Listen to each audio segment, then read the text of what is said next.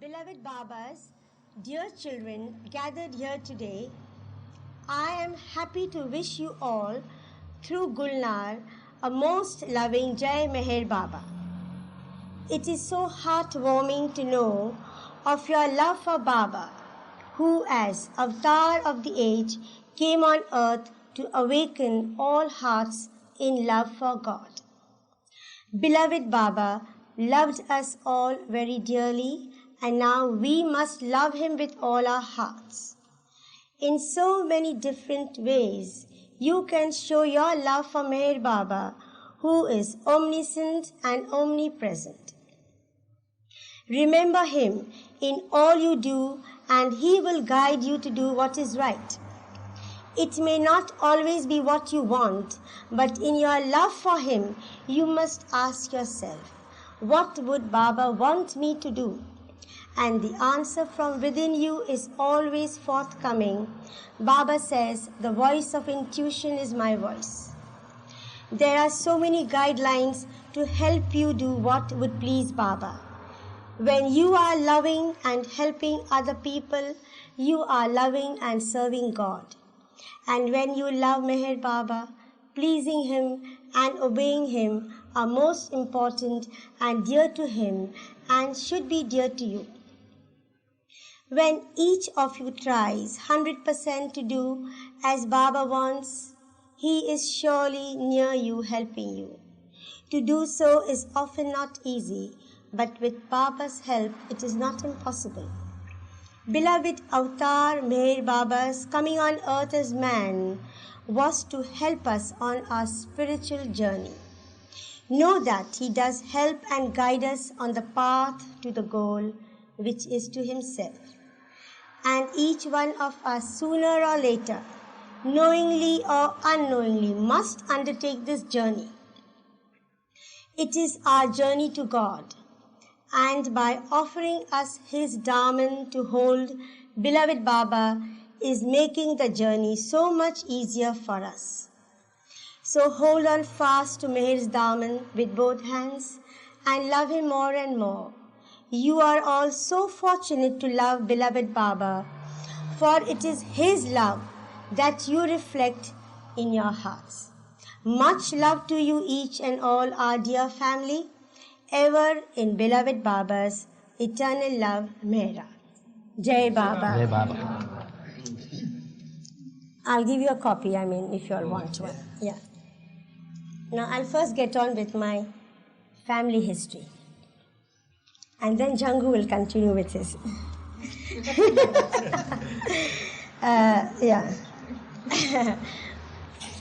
You see, I must first say that, Mehra, she's very fond of my mother, Pareen. My father is Behram, my mother's name is Pareen. I have an elder brother, his name is Sheriar. Then it's me, Gulnar, and then the twins, Rustam and Sorak. Now, Shirin Ma, she was always sort of, she would always pester Baba on and on. Oh, why don't you get married? Or then she would go to, Behram and everyone, somebody must get married in the family. I want a grandchild. Look at my friend. Look at her daughter-in-law. Look at her children. She was sort of. So, one day, Baba sort of told Behram, he said, you love me? Behram said, yes, Baba, I love you very, very much. Will you do anything for me? Yes, Baba. Any sacrifice? Anything, Baba. Of course, he didn't know what was coming to him. Then he said, then you do one thing. You get married and make Mama happy. Behram said, married? You know what he thought? He thought Baba said, you leave everything and come and stay with me. He said, Baba, but Baba, what am I earning? How am I going to, look after my wife and children? Of course, the family grows. Baba said, don't worry. My loving nazar will always be on you and the family. You don't have to worry at all. So then the search for the bride began. And Shirin Ma, she was a stickler for cleanliness. She liked beauty. She liked nice things. And she said, I'll go and search a nice bride for Behram. So, of course, she went to one or two good families, rich families, and I still remember my father joking with my mother. I went to a family who could play the piano, he said. And he's telling me, Buddy, you don't know how to play the piano. But, Behram said no. He said no. I mean, I want a very simple wife. And Shehryarji, he just, sort of watched the fun, like, Shirin Mai going and, Then one day Shehryarji said, I know a very good girl. Now, my mother's grandmother and Shehryarji were brother and sister. So Shehryarji said, I like Pareen. And my mother had a stepmother. So she was very unhappy. I mean, you know how stepmothers are. And the olden days, and now I don't know, of course. So, I mean, she had a very unhappy childhood. And she was just 13 years old. So Shehryarji, of course, chose Pareen. And Shirin Mai, of course, said yes. And Behram said yes. And Baba was very happy about it. And so the marriage took place in 1933. And there was a grand celebration in Nasik.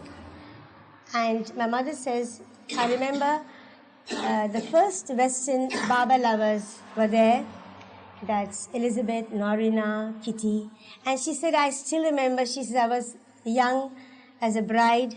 And she didn't know much about life, no education. And she said, I watched the fun, these ladies eating food, They had to sit on the ground. And usually in Parsi weddings, food is served on banana leaves. And, she said, I watched the fun, them picking up the food and the food trickling down. And again, they just...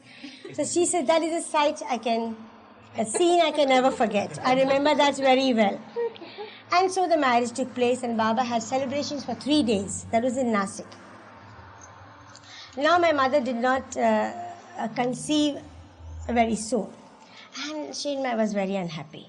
And again, whenever Baba would visit his home, she would say, Meru, you say you're God, you're the avatar, but look at Pareen. I mean, I want a grandson. I want Shehryarji. I want my husband. So, because you see, why I'm telling you this story is that I asked my mother that what made you accept Baba as the avatar? Because we say, how did you come to Baba? So I asked my mother this question. Then she told me this incident. That she said, I did not conceive. And then Shirin Mai was very unhappy about it. And then Baba called my mother aside and he gave her a rose. And he said, you eat the petals and don't worry. And very soon my mother conceived. And so my elder brother Shehryarji, he was born. And so my mother said, I knew that who Baba was. And she had that faith, and she loved Baba very much. That is Shehryarji's birth. That's my elder brother, Shehryar. Now, I was born in Bombay. And, of course, how I got my name. When Baba came to know that Pareen had delivered a girl, Baba came to visit me in the hospital. And my mother said that when Baba came, I was not there in the room. She had gone to the toilet. And when she came out, she saw Baba holding me in his arms and playing with me. And Baba was very happy with Pareen. And he said, I'm going to call her Sunnu. Now, Sunnu actually means gold. Then my mother said, yes, Baba. My mother was very happy and all. In the evening, Shirin Mai came to know that Baba has named me Sunnu. She said, no. She said, how can it be Sunnu? It has to be my mother's name, Golendun. She told Baba that. She said, no, she said. Now then, Baba said, okay, we'll have a compromise. We'll call her Gulnar. Not Sunnu, not Golendu, but Gulnar. So, that is how I was named Gulnar. Then the twins, of course, for them, it was a very easy thing because Shirin Mai was not there then.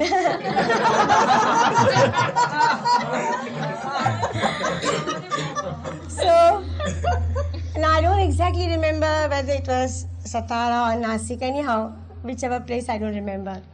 The twins were born and, a cable was sent to Baba that Pareen has delivered twin boys. And Baba told Mehra, twin boys, I got excitement in the family, twins. Baba said, what shall we name them? So Mehra said, which are the better name? Rustam and Sora. Baba said, yes, Rustam and Sora. And so, Rustam and Sora. So, I'm just saying a little bit of our family history, how we got our names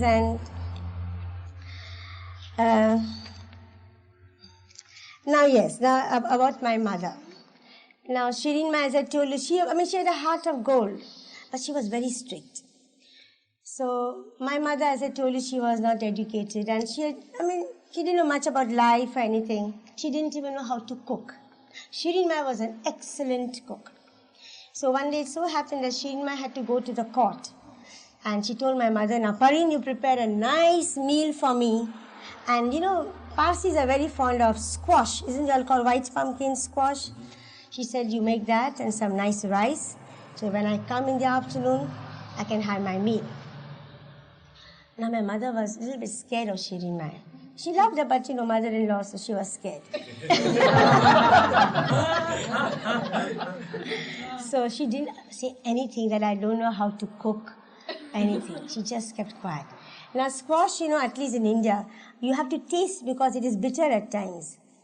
So my mother told me this story that she said, I just took a little bit of rice, I put it in a vessel, I just filled it up with water, and I kept it on the stove. I took the squash, cut it into pieces in the water to boil, and I just kept it on the stove. I didn't know what to do. Now, Shireen Ma came in the afternoon, and she said, Parin, is my food ready, my meal ready? So Parin said, yes. And she said, what is this? Porridge? What is this, rice? Okay, never mind. And she sat down to eat, and it was absolutely bitter and hopeless. She was so furious, so angry. She said, you don't know how to cook, your mother didn't teach you, this, that. My mother was so upset, she went on the veranda. We have a veranda in Baba house. She started crying.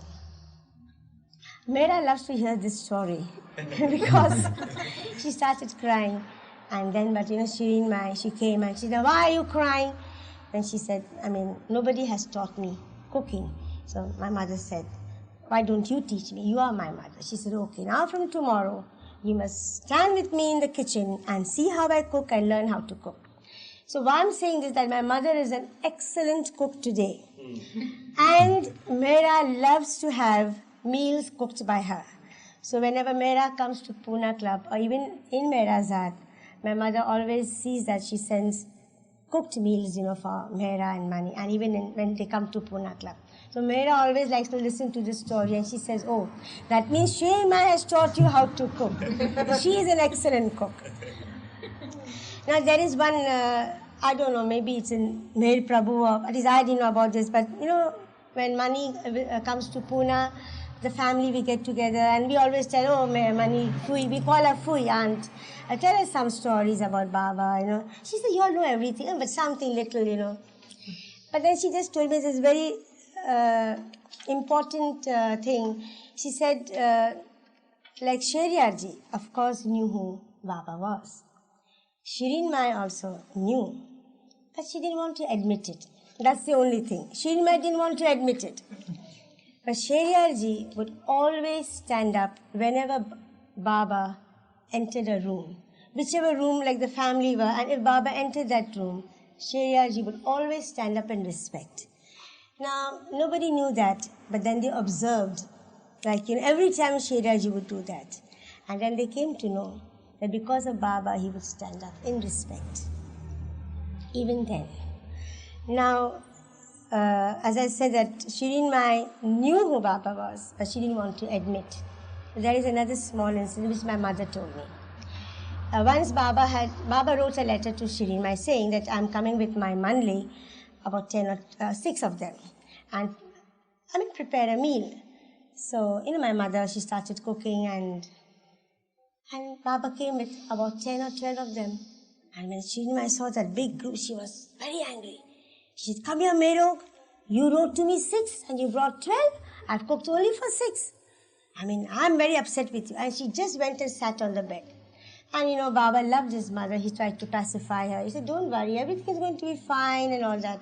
He told Parin, now you come in the kitchen with me and you serve me my meal first. And Baba had his meal. And he told Parin, now you go and serve my mandli. And my mother said, I served the mandli. And no matter how much I gave them, the food never became less. So much food was left, and all had a very nice meal. And when they left, Baba went and embraced his mother and said, see, I told you, don't worry. And look, how much food is there. She didn't say anything. And Baba left with the mandali. And then, my mother said, she wouldn't eat her food, her meal. So my mother said, come on. Like we in Irani, we call our mother Memo. But we say like Mummy and Mama now. But in those days, like in Irani, we say Memo for the mother and Bobo for the father. She said, come on. And see, I told you, my mother saying, why are you upset? Didn't I tell you that so much of food is there? She said, don't you know my son is God? Don't you know, she said. So my mother said, yes, I do know that. I do know that. So, she knew it. But she didn't want to admit it. And this incident also is there. Of course, we say it's a miracle. But Baba would always say that I don't perform miracles. But what we say, like money tells us, it is His grace. It is Baba's grace and our faith in Baba. That which helps. Like an incident about, of course I'll come to that later on, the food being left over, Baba's grace as we say. When I was engaged and Baba came to Baba house, just for a small little celebration, Mera put the necklace on my neck, Baba's photo, and Baba was there, and sweets were distributed. And as soon as people came to know that Baba is in Baba house, people would come for his darshan. Now my mother has sent for just a small little, we call pedas, white sweet meat. I don't know if you all know about it. They're Indian sweets. And my mother has sent for just a very little bit. But so many people came, and Baba started distributing as prasad. And of course, this incident of the Mickey, like Mani told me that I observed, she told me this, that Baba would keep on giving one here, one there, and he would do here like this.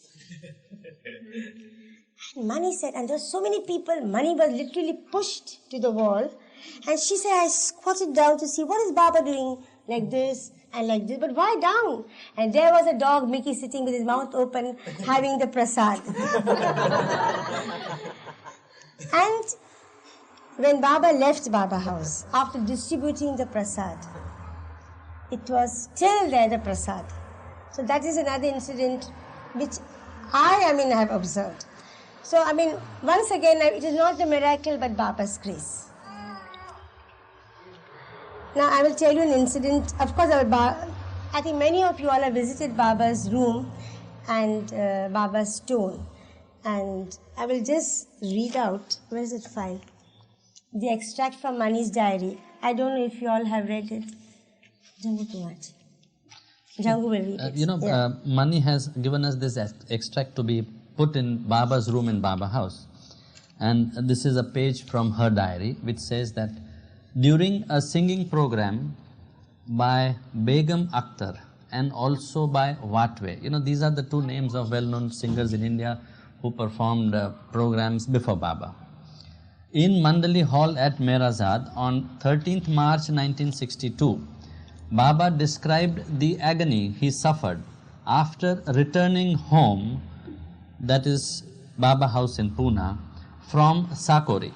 Of those agonizing 9 months, Baba said, after, when as dropped, I knew that I was the ocean. I did not want to come back to the ordinary consciousness from that state where I and I alone was, but the 5 perfect masters kept pulling me down. And to attain and retain this ordinary consciousness, I used to bang my head on the stone in my room at home, and blood would flow. For 9 months it was agony, and then I could retain it. That stone is still in my room, it is worshipped now, and in future the whole world would worship it.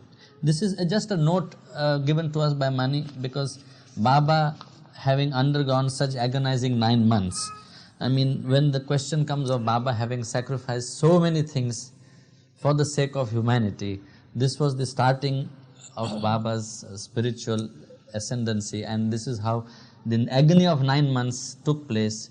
And Baba, as himself says, he was able to, these are all matters of high spiritual value, which we do not want to discuss. Everything is written in the books.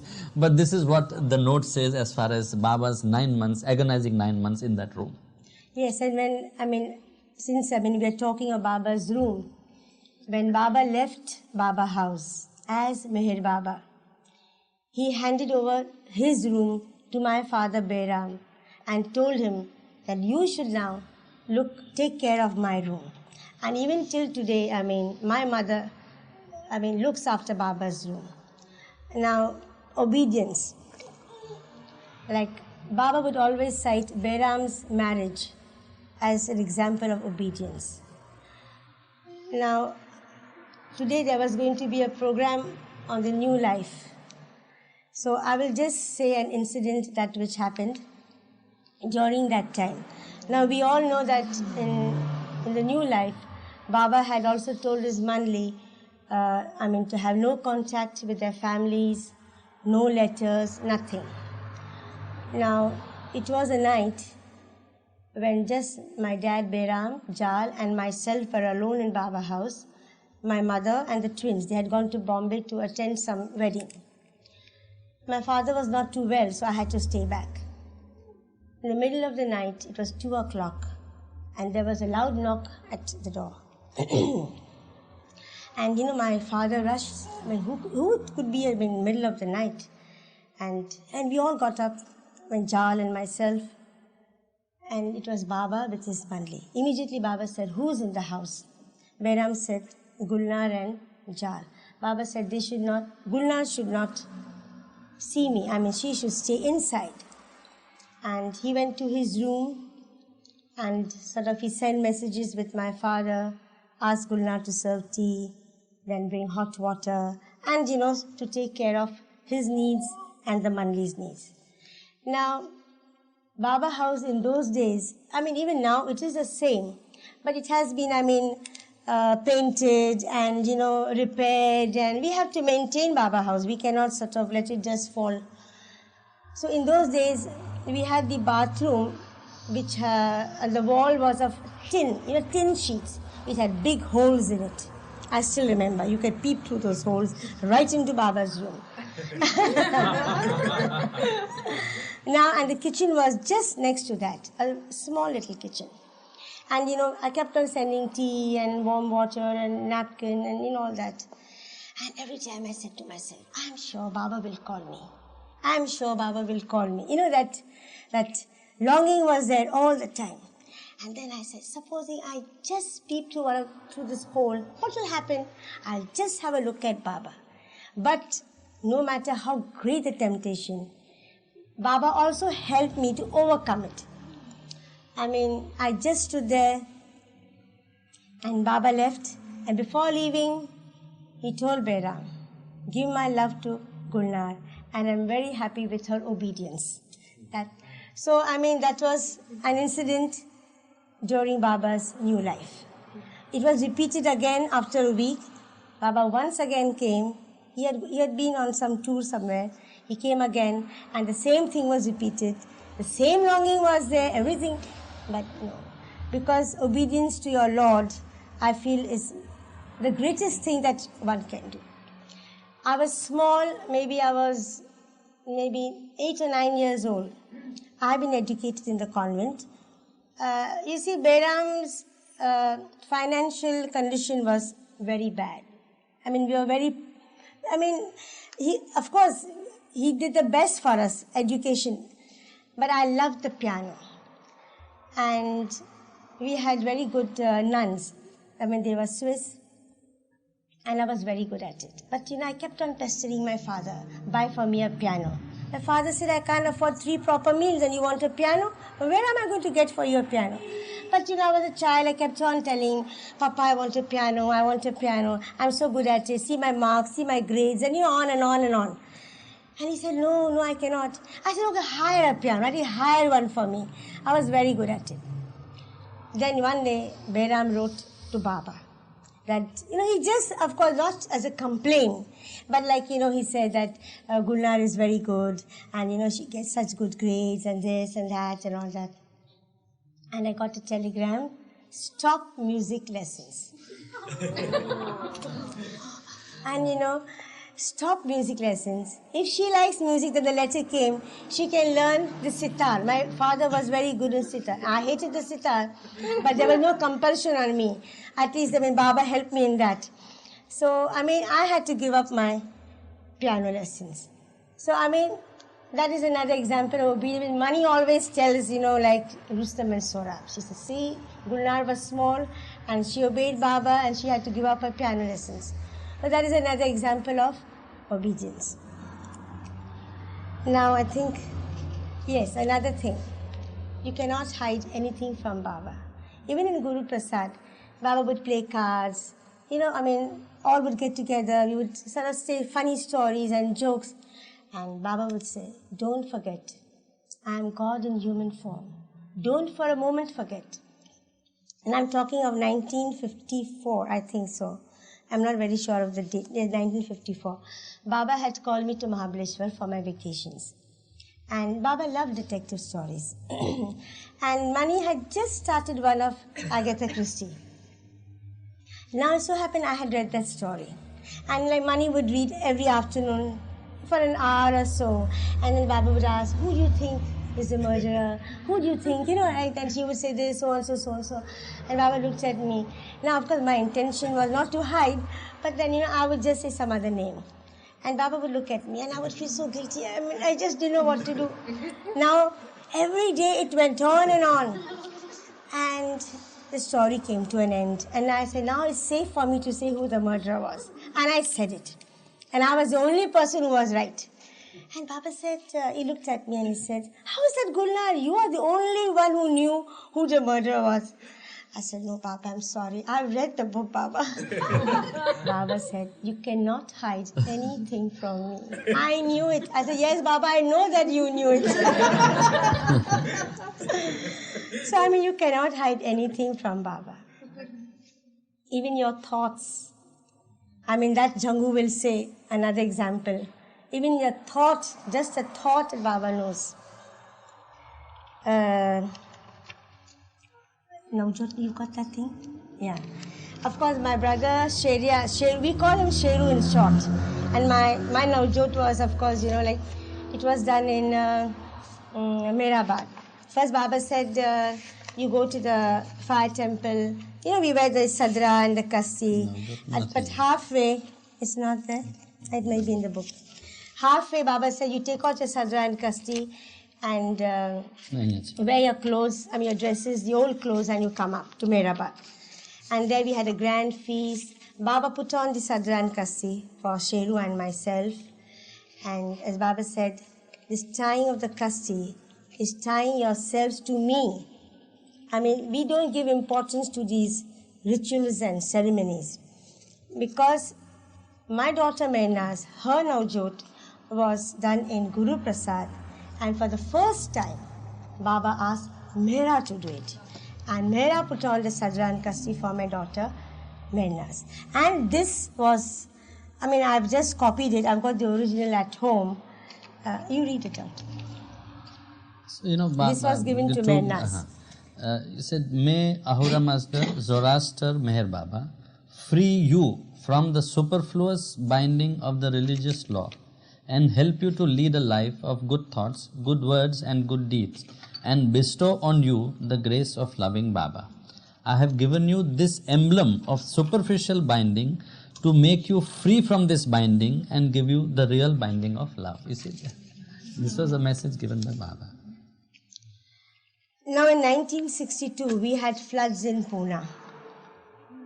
Now we have a well in our house, Baba house, and even today, people come and, use water for many other, drinking purposes, washing clothes, or whatever it is.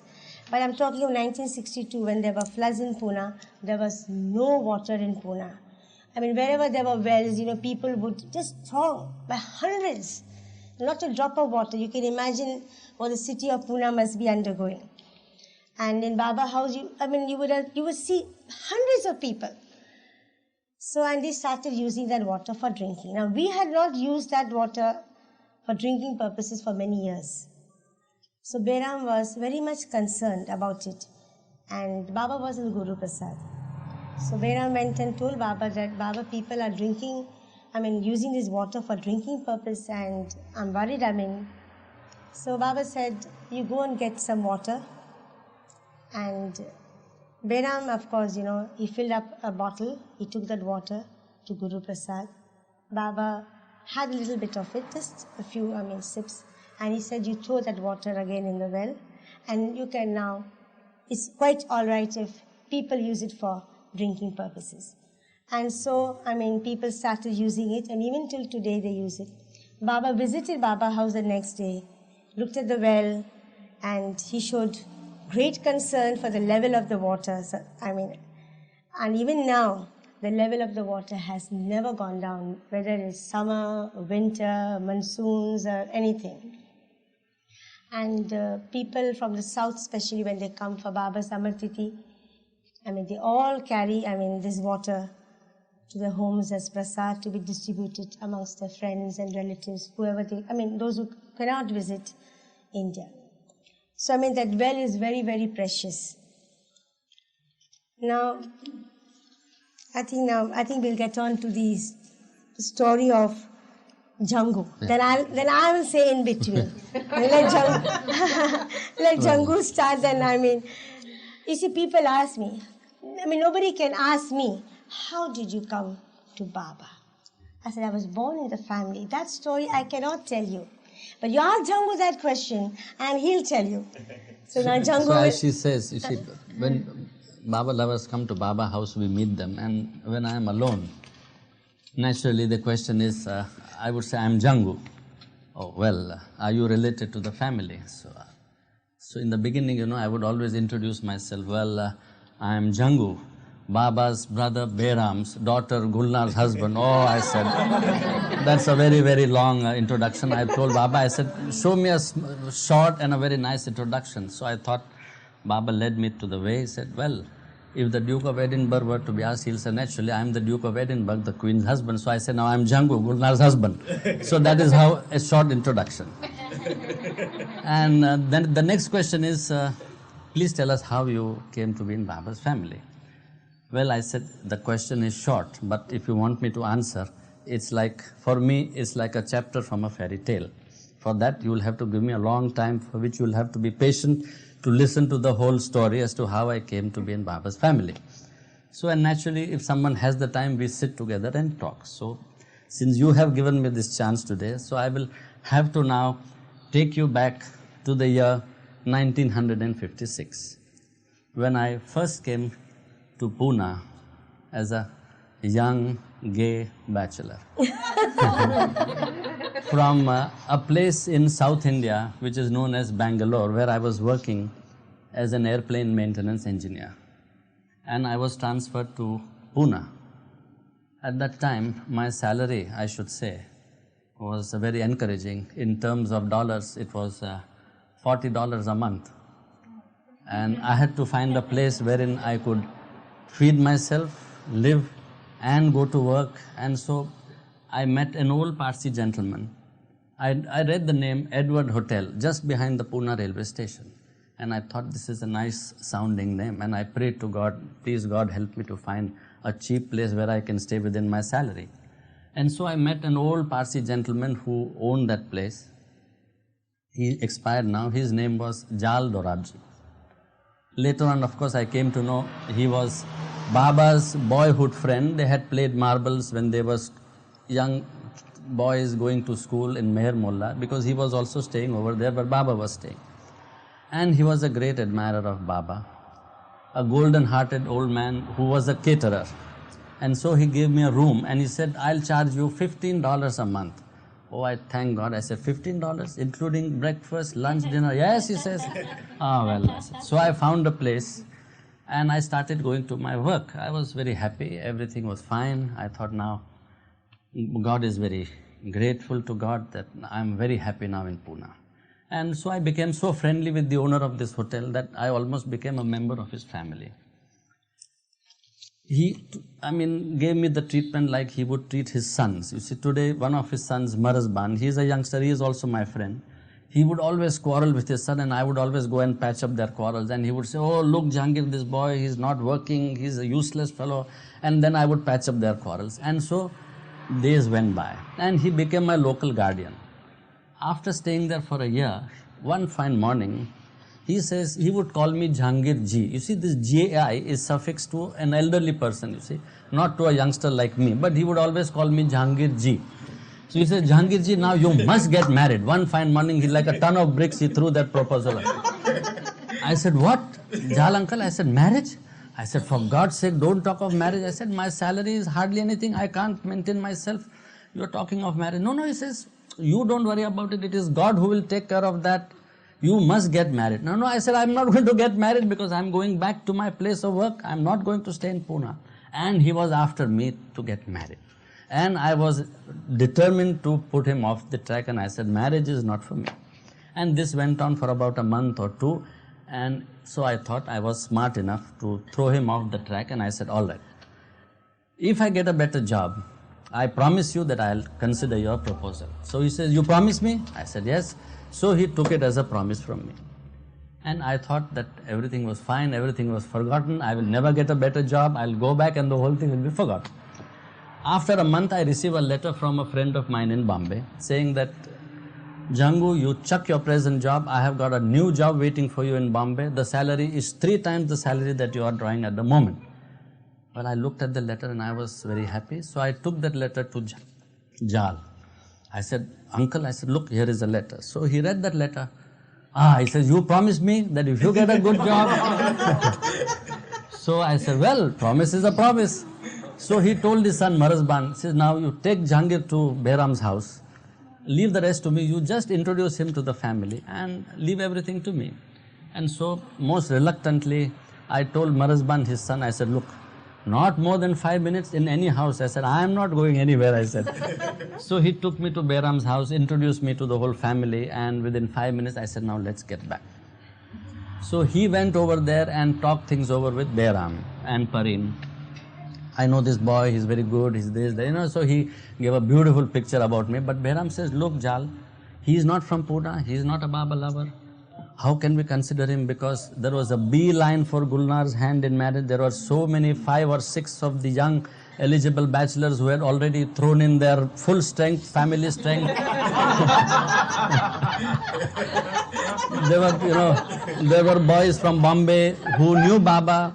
There were some boys from Pune who were, wealthy business people's sons. And Behram said, look, these are all the 5 names. So Jal said, for my sake, just put down this boy's name. I know you are going to ask Baba, because he knew Baba also. So Behram said, unless we ask Baba, we cannot say yes or no. So Behram said, just write his name.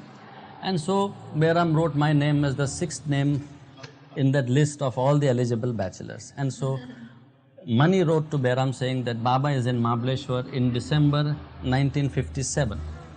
Yes. And come down and Baba will talk to you and decide. So Behram went to Mahabaleshwar with that list. So as usual, Baba said, come on, what are the names?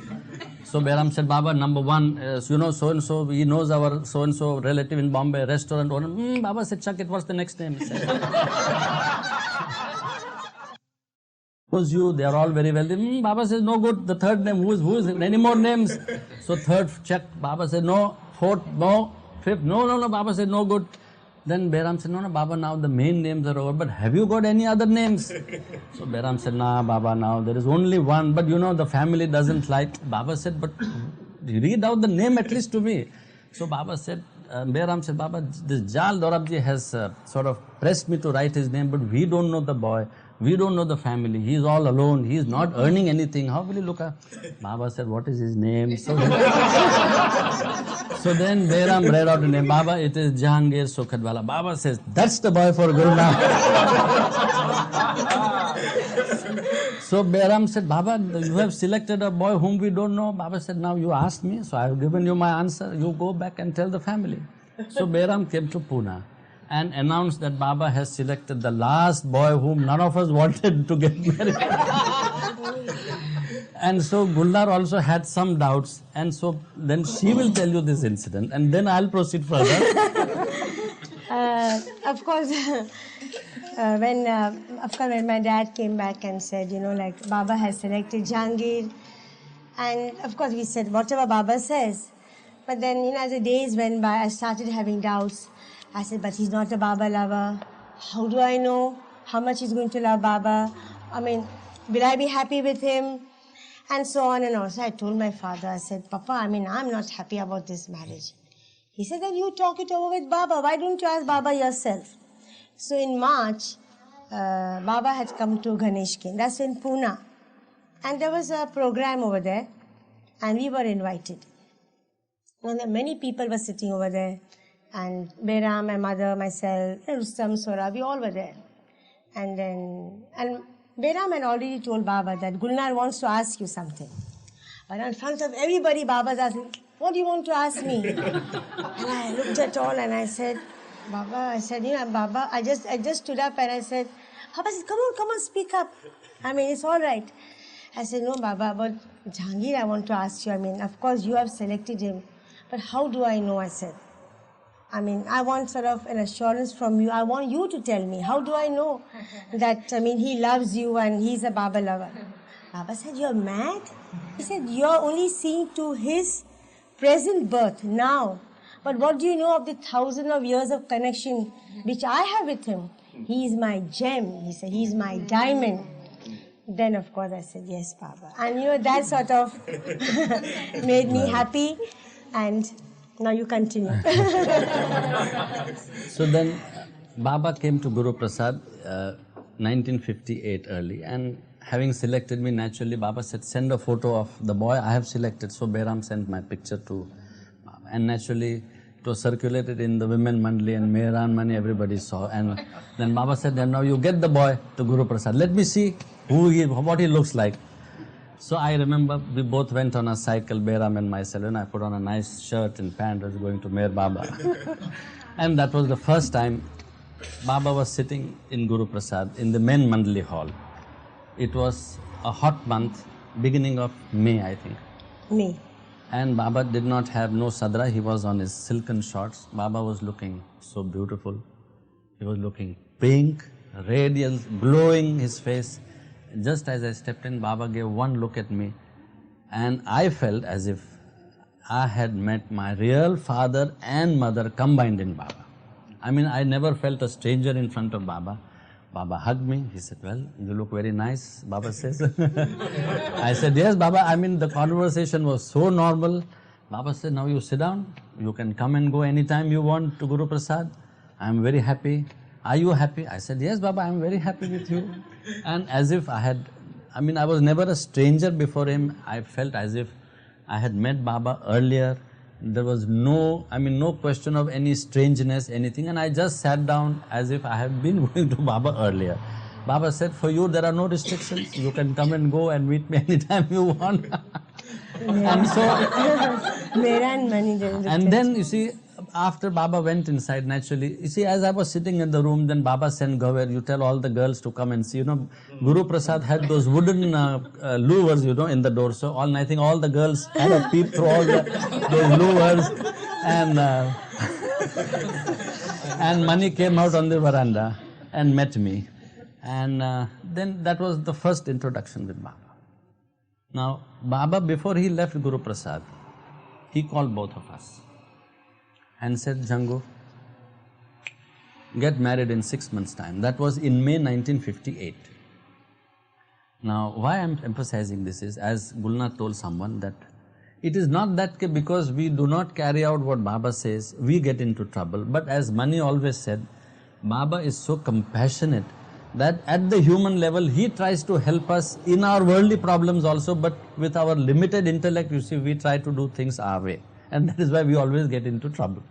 Mani said, we say, oh, because we didn't do this, we are being punished. We are not being punished by Baba.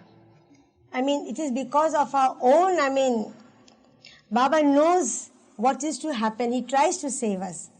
It is not, Baba is not punishing us. It is our own mistakes that we are being punished. So it's not I'm not talking of punishment right now when he tells you this incident. But the suffering that we had to undergo. And if we had just done Of course, we were prepared. The circumstances were such that we couldn't carry out Baba's word. Like Baba says, do this, and you immediately do it, it's the best. But then, Baba is so very compassionate. The Jangu will tell this story. So Baba said, get married within 6 months. So yes, Baba. And then I wrote to my parents, I pleaded with them. My brother-in-law had expired, so my parents said, no marriage in the family for 1 year. So I wrote back to Mani saying that, Mani, I have tried my best, but my parents said that no marriage for 1 year. So Mani spoke to Baba. Baba says, don't worry, forget about it. If it is 1 year, it is 1 year. As long as your parents have agreed, don't have this problem on your mind, you forget it. And yes, but Baba said the date. Wait. I've got that letter with me. So then in consultation with Pareen, Behram, Gulnar, myself, it was fixed for 16th October 1959. Yeah. So it is almost a year and 3 months after Baba said you should get married instead of 6 months. Now the days went by and 59 was approaching, and 3 months or 2 months before October, we started our wedding preparations. And money was always a limited factor in the family, and Behram would always joke with me that, Jangu, I am not only a sick man, but there is always a great deficiency of vitamin M with me. And so he was a very humorous man. With all that, Behram was tremendously humorous and a very stout-hearted person. And so he was a man having duodenal ulcers. And before I come to that, there were a couple of humorous incidents, you see, which Behram told me one day. He says, look, Jangu, in Nasik, we had a gathering on Baba's birthday. And people would bring gifts for Baba. So someone would bring a coconut, someone would bring a sweetmeat box. And in the gathering, someone had brought golden buttons and golden cufflinks. So after the program, Baba would take a coconut and say, come on, take it. So he would give it to X. Take a sweetmeat box and he would throw it to. And so Baba would distribute all the gifts which he had received. So Behram was praying that, Baba, at least I should receive the golden cufflinks so that I could sell it and make some money out of it. And so the last thing, Baba took the cufflink and said, Behram, here, take it. So he threw at Behram. And Behram caught the cufflinks. He was so happy. And Baba told everyone, now that the program is over, all of you go. So Behram put the cufflinks in his pocket and walked away. And as he walked away, Baba clapped. He says, come back. You give me those cufflinks. He said, someone in the crowd deserves it more than you. So Baba threw it at somebody else. So Behram said, Jangu, evil that way. And in a very humorous way. So days went by. And another incident which I would say is, we pray to Baba that he is omniscient, he is omnipresent, he is all-knowing, he is all-knowledge. So we were standing in Guru Prasad Darshan line. This was before our marriage. We were engaged. There was a long queue of darshaners, you see. And as usual, we would be the last to stand in the queue. We would never go forward. We would take our turns regularly. And I was standing well behind the queue for Baba's darshan. And I was to go to Bombay on that particular day by the afternoon train. There is a train which takes you from Pune to Bombay in the afternoon at 3 o'clock in the afternoon. And I was in the queue at about 2 o'clock, and looking to the number of people before me, I thought that, a thought flashed across my mind.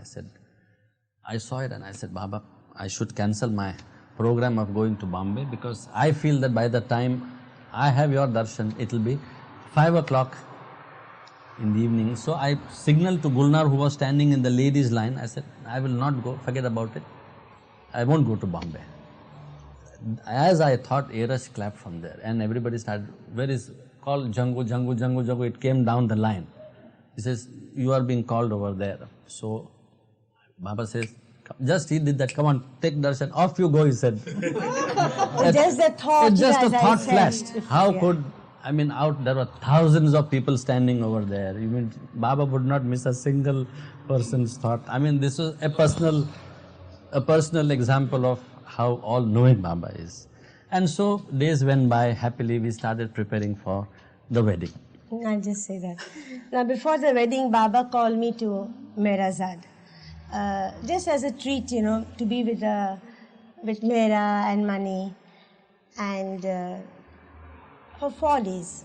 Then Behram came to fetch me home. And just before leaving, Baba told me, I still remember we had tea together. Baba gave me a little bit, of the tea that which he had. And Baba stood up with money on, Mera on his right, money on his left. And he told me, remember, you're getting married now, but you have to always love me first, then Mera, then money, then your husband, then your parents and your brothers. So, sort of that is what Baba told me. And then, of course, he said, when, your true source ready, you bring everything to Mehrazad and sort of, come and show it to Mera and money. And so the wedding preparations were on. So now, a month before the wedding, Baba was in strict seclusion. And Mani had said, unless there is a dire emergency, Baba said you should not disturb. No, but before September 30th, Baba called us. Yeah. Sorry. So Baba was in strict seclusion, but I am now talking that we have come almost to the month of August 1959, September beginning, and the wedding was on 16th October 1959. So Mani wrote that Baba wants all of you to come to Mehrazad on 30th September with all Gulnar's clothes and everything so that they could have a nice day in Mehrazad. So we all went to Mehrazad. I remember Harry Kenmore was there and we had a fine lunch with Baba. Baba personally took us around the garden, showed every tree which is tended so lovingly by Mera even today. And we had a nice afternoon, played records. Rings on the finger. And then Baba placed the rings on my finger. And in our Parsi wedding, we have a big black cap. So Baba says, now you look like a real old Parsi. So he slapped the cap on my head. Now he said, now you look like a bridegroom, he said. And on Gulnar's fingers, he put the rings, and it was such a beautiful day we had with Baba. In the afternoon, it started raining cats and dogs in Mehrazad. And I'm talking of the earlier days in Mehrazad. The road which leads you to the Mandli Hall, at that time, it had a very deep dip underneath. It was not on level. And so every time it rained, there was water there and no car could go out of Mehrazad or no car would come into Mehrazad. And so it was known as what? Shendi? No, they to Shendi na lo. That's very different. So it was raining cats and dogs, and as we were sitting with Baba, by Baba's, Mandli, a member of Mandli, Baidul, you have heard of Baidul, with the old man. So he came running and he said, Baba, he says that road is washed off, these people can't go back to Pune. Now, I'm citing this, that how difficult it is for Baba to hide the fact that he is the Almighty. But at the human level, he always played it in such a fine and subtle manner that he would always make it look that he was a normal human being. So he joked with me, he said, Jangu, look, you can't go back to Pune. So I said, Baba, what should we do? He said, you will sleep here. I said, well, we are absolutely happy, Baba. No, he says, wait, all of you, I don't want all of you on my chest. So he says, wait, I will pull Baidul's beard 3 times.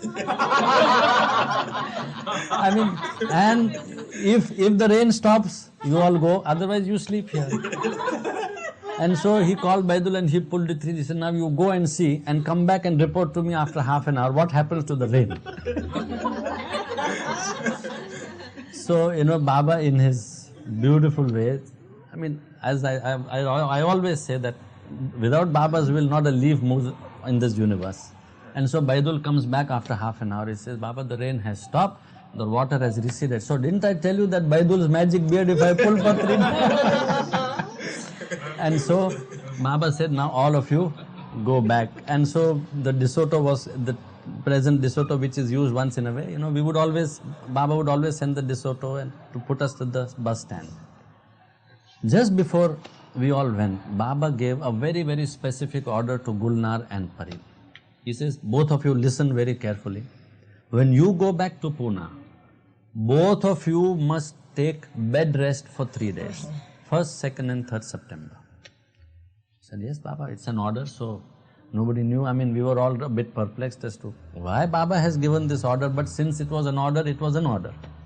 And so after we went back, all the men had to look after their own food because Gulnar and Parin kept sleeping on the bed the whole day because you were Baba very happy said, to do it.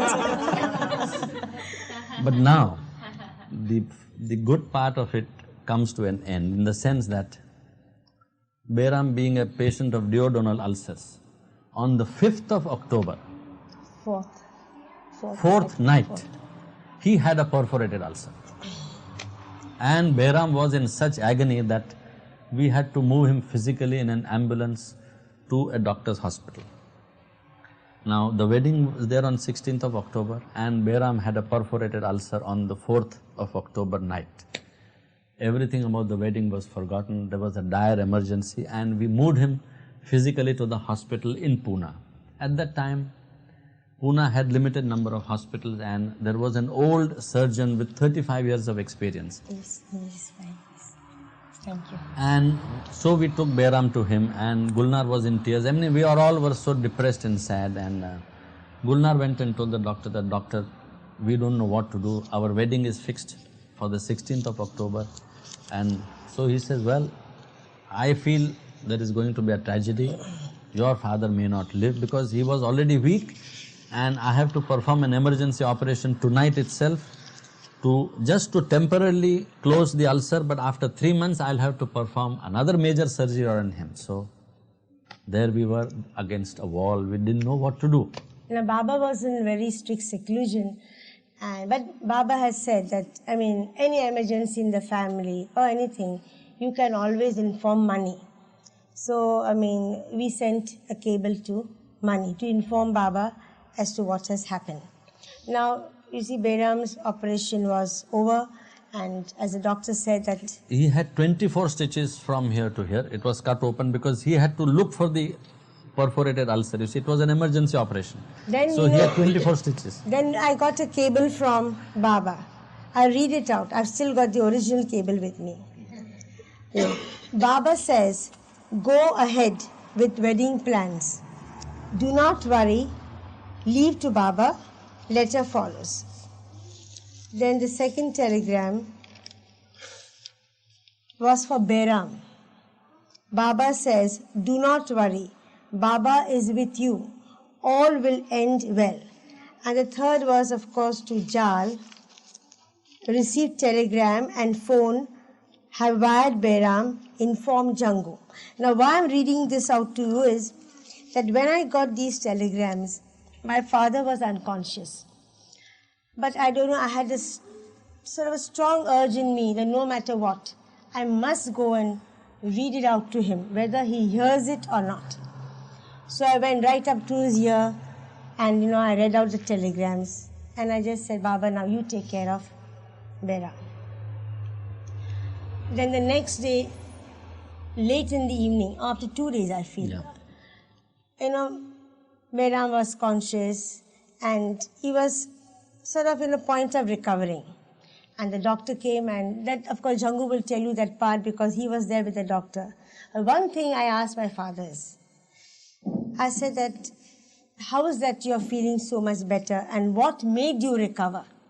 He says, I knew that I was not going to die. Because when Baba says, go ahead with wedding plans, I know when there is a death in the family, a wedding cannot take place. Yes, that's what he told me. And another thing is that Baba says, I am with you, all will end well. And I knew everything was going to end well. That is the explanation he gave me. He said, I knew that nothing is going to happen to me. Now, Jangu will tell you what the doctor said about Behram. Every day we would go and press the doctor, you see. 5th, 6th, 7th, 8th, Behram was in absolute great pain and we would ask the doctor, what do you say about the wedding? No, he says, you people are mad. How can you get married when your father is in such great pain? Either you postpone. No, we said we have received telegrams from Meher Baba saying, go ahead. So will he be able to attend the marriage? He says, well, you all can go, but he is not going to go out of my hospital for 3 months. And every day Gulnar would go, then after that I would go and ask the doctor. So he also perhaps he thought that we were a bit, off our heads. And so 5th, 6th, 7th, 8th, 9th and 10th of October. So we again went and approached him, Mr. Doctor, please tell us.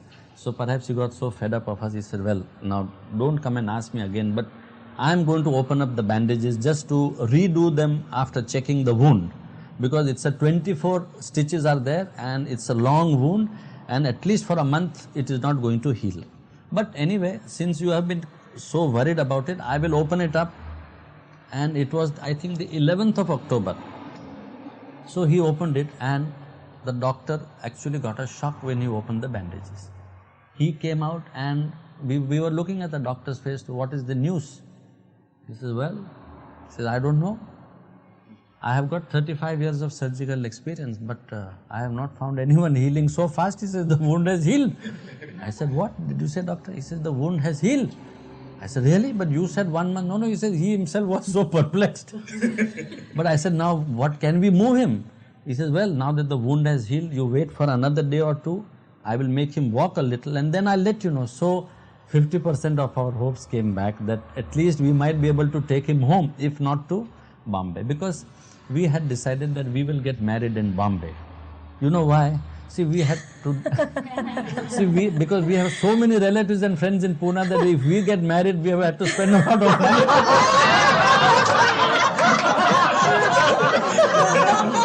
So we decided that we will move to Bombay. And so the wedding was to be in Bombay. And so on the 13th of October, he gave permission to Behram to just walk a few steps in the room. You will not believe, we purchased his ticket. 16th morning, we lifted him, put him in Deccan Queen. That was the day of the marriage. We went to Bombay. Behram attended the marriage, and 17th, we all came back to Pune. And Baba's words came true that everything will end fine. So Behram attended the wedding in Bombay. Now that was one part of our life. Now you see, the sore point with me was always my job. See why? Because is it time, but I mean, is it time? Have you got the time? Because we don't want to keep you waiting, you see, because otherwise, it's like a telefilm, it will go on and on.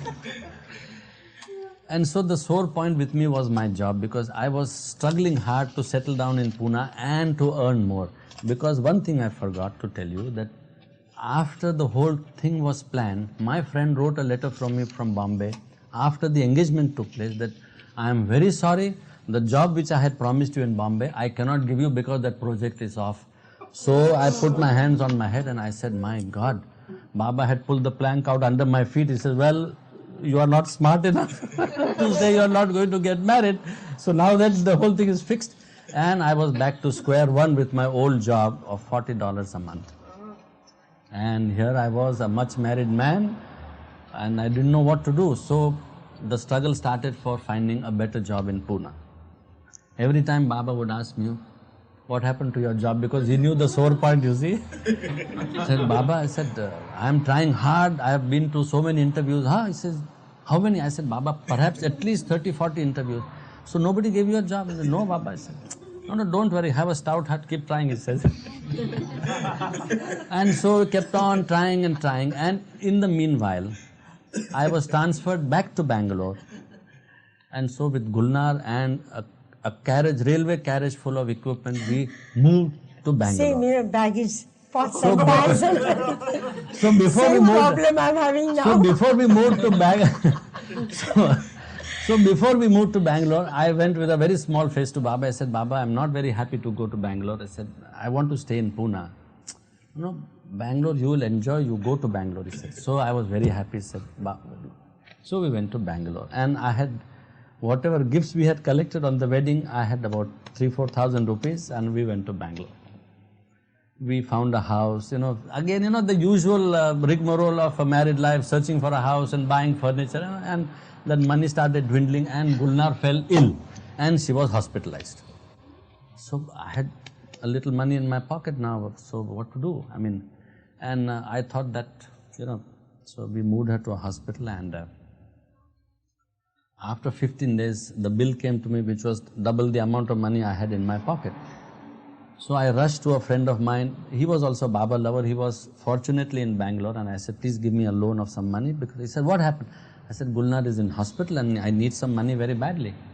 So he gave me a loan, and I started working back with my boss in the factory to send me back to Pune, because I was so frustrated. I had no money, we had no proper house, Gulnar in the hospital, I had to look after my work, I had to look after her, and as usual, Behram said, extreme deficiency of vitamin M, which was a perpetual problem. And so I was after my boss. I said, he was another Parsi gentleman. So I said, his name was Group Captain Kharas. I don't know if you have heard of Minu Kharas of Karachi. He was a relative. So I said, boss, I want to get back to Bangalore. You are a mad Parsi. He said, you will go back on half your salary. I said, what? As it is, I am drawing less salary. You want me to send me on half my salary? He said, that's the rule. I said, doesn't matter. I am prepared to go back on even half the salary, but I don't want to remain in Pune because there is nobody to look after us. He also thought that, I had gone a bit loco. So ultimately, he transferred me back to Pune. Now we sold all the furniture. We came back to Pune in the month of February. So Baba as usual came to Guru Prasad in April. And I wanted to go and say, Baba, what a horrible time we had. So Baba looked at me and said, you are looking very nice and fat. You must have had a good time in Bangalore. I said, what do you mean, Baba? I was so miserable, no money. Baba said, how can you say that? See, look at your cheeks. Look at you, you are so fat. You must have... And I said, what did I say? I said, no, Baba. I said, I had a very bad time. Now, don't worry. You have come back to Pune permanently. I said, yes, Baba. Anyway, it's God's wish that you have come back to Pune.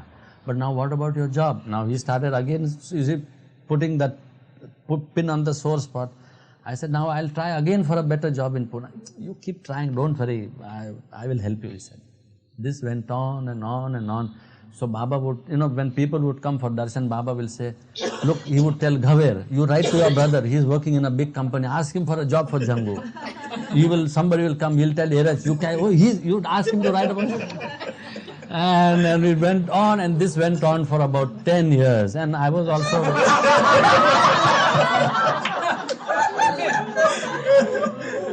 And in between, you see, there's a very nice thing that I had no house of my own, so I was staying in Baba house. So every morning before we could go to work, this became a practice that we would go to Baba's room, bow down to Baba, and then go to work. So one day I stepped out of Baba's room, and I looked up, above Baba's house. You could see a house just behind Baba house. And just as I came out, I looked up and I saw an apartment, a window, and an old lady combing her hair. Just a thought flashed past my mind, just out of Baba's room. I said, Baba, if I could get an apartment just near Baba house, it would be so nice. And I went to work and everything was forgotten. After 15 days, a friend of mine, caught hold of me on the road where I am staying now in Pune. He says, Jangu, you told me once, a month ago, that you are in need of an apartment. I said, yes, have you got one? No, he says, there is a photographer somewhere nearby whose apartment is going to be vacant. I said, is it? If he is a photographer, then Behram is a photographer. So I rushed to Behram. I said, Papa, this photographer has an apartment going vacant. I said, do you know him? He says, who is that photographer? So his name is one Mr. Gonsalves. I know that Jack, he's an old friend of mine. So both of us, we went to Jack Gonsalves on Mahatma Gandhi Road in Pune. He has a studio there. So both of them met after so many years. So Behram, after so many years, what brings you here? Oh, hello Jack, both of them shook hands, good friends. So what brings you here? I said, Behram said, no, I heard that you have an apartment to be rented out. Yes, for whom do you want? No, my son-in-law doesn't have any house. Oh, you want it for his son-in-law? Yeah, take it. So he shook hands. So he said, take it. Now, where is that apartment? So he came with us to show the apartment. So he took us up to that building where I am staying now on second floor. Through the window, I could see Baba house right below. I told Gulnar, this is the same apartment where the lady was combing her hair. And it's he had wished for it. And you see, that wish, so as Mani always says, Baba gives you what you need, never what you want. And so we have settled in that apartment. And now the story about the job went on, and every year Baba would come, I would go. Before that, say about Papa's, then because Yes. that will end up with Guru Prasad. See, and Behram and I would always be paired to go to Mehrazad. Whenever Mani would call, he said, Behram and Jangu, Baba has called you for taking films. We would take Baba's 16mm films, which now are in Myrtle Beach, the originals. And so, there was a music program in Mehrazad. Now, Behram was a chain smoker, you see. And he would drink a lot of tea, and he was a chain smoker. So one day Baba said, what is this? You keep on smoking. Don't you know it will affect your health someday? Behram said, no, Baba, what have I got to lose? I have no money. My health is bad. Now at least let me smoke. If I have to die, I'll die. Why do you want to stop me from smoking? So Baba said, all right, you keep smoking, but be careful. So Behram said, Jhangu, now what have I got to live for now? Let it be, let me smoke at least. So one day, you see, and I was almost a person who would take care of Behram, and look after the twins' lessons, that sort of a thing. And so Behram developed a thick patch inside his cheek. So in Pune there is a Parsi doctor, a young surgeon, and perhaps the best surgeon in Pune, but a most hot-headed and an extremely bad-tempered doctor. So if you go to him, he will only talk to the patient. Whereas how the families are, we want to know, doctor, will he get well? What food should I give him? So he'll say, did I talk to you? Why do you talk to me? You get out of my office. And he would not, a very rude man, but an excellent surgeon, and a man with a golden heart. Not a cheat. I mean, he would not charge patients. He would treat patients free. And from the beginning, because we have been going, he would never take any fees from us. So one day Baba asked me, who is the doctor you go to? I mean, this was before this incident. So I said, Baba, there is a young doctor, a Parsi doctor, Bharucha, his name is. Best doctor, you catch hold of him, he said. He told me years ago. So every time he would, treat us so rudely, but we would keep on going to this doctor. So one day he asked me, he said, why do you come to me? I said, doctor, because Meher Baba told me to catch hold of your hand, so we are coming to you. Even if you throw us out, we are going to come back to you. And so I took Behram to him, and he said, now what's the matter with you mad people? He said, he would talk like this. You jungly Iranis. You don't know. You must. So I said, he must be drinking a lot of. No, he's a teetotaler. Then you must be smoking. Yes, he smokes a lot. Then why do you come to me? It is cancer. I'll have to cut the whole cheek and throw it. So now when he said that, he threw it like a ton of bricks, and we were all depressed in the house. My God, Behram has gone. Now I said, in addition to all the problems, question of money, operation, again cancer, such a serious thing. And Baba was in seclusion. Things are not to be written to Baba or told to Baba. So we waited for an opportunity when money would call us to Mehrazad, and some pretext, naturally I would tell this to Baba. And so there was a program to be held in Mehrazad, and we received a letter from Mani saying that Baba wants Behram and Jhangu to come and attend the program. So I was so happy. I said, Papa, now, because the moment we go, usually Baba would ask, did you sleep well? How are you? These are the typical standard questions Baba would ask.